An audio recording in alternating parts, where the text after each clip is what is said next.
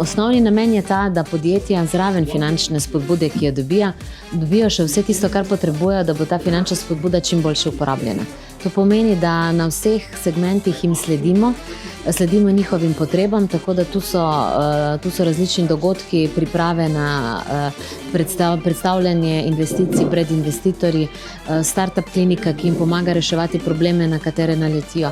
Usposabljanje v tujini, v najbolj inovativnih centrih se bo priključilo v letu 2020. Potem so različni pospeševalniki za različne vsebine, za hardverska podjetja, pospeševalnik, kako se lotiti internacionalizacije, ki je nujno potrebna za slovenske startupe. Vseeno smo mala država, majhen trg, internacionalizacija je nujno potrebna.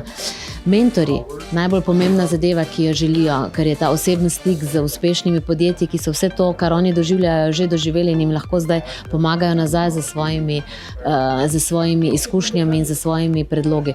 Tako da res ogromno aktivnosti. Pomembno je, da podjetja za vse to vejo, da to izkoristijo. Vse jim je bolj ali manj na razpolago brezplačno, predvsem z namenom, ker želimo, zakaj se investira v ta startup ekosistem, ker želimo, da ta startup ekosistem rodi čim več gazel, ki bodo jutri uspešna podjetja, ki bodo nazaj v slovenski ekosistem spet vračala znanje in energijo, da bomo spet rojevali nove uspešne startupe.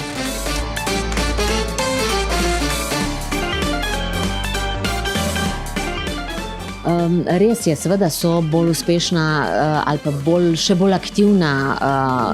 bolj aktivni startup ekosistemi z več investitorji, z več nekimi tudi privatnimi iniciativami. Tega v Sloveniji vse nič ni bilo, še danes je tega malo in zato je pri nas toliko več truda treba vložiti v to, da bomo cel sistem ljudi pripravili, da bodo videli v tem smisel, ne.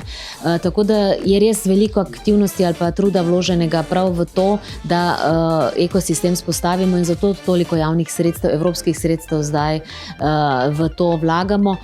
Seveda so cilji visoki, tudi mi želimo, da bi prišli na lestvico 10 tistih, kar smo danes predstavljali, ki bodo svetovno poznani in ki bomo pač pomenili vseeno, smo majhna država, smo pa lahko toliko specifična, da ponujamo pač neke posebne pogoje tudi za startupe iz celotne regije, iz celotne Evrope, ki bodo morda Slovenija tudi prepoznala kot zanimivo točko, da nastanejo tukaj uspešna podjetja in seveda potem rastejo naprej na vseh ostalih trgih.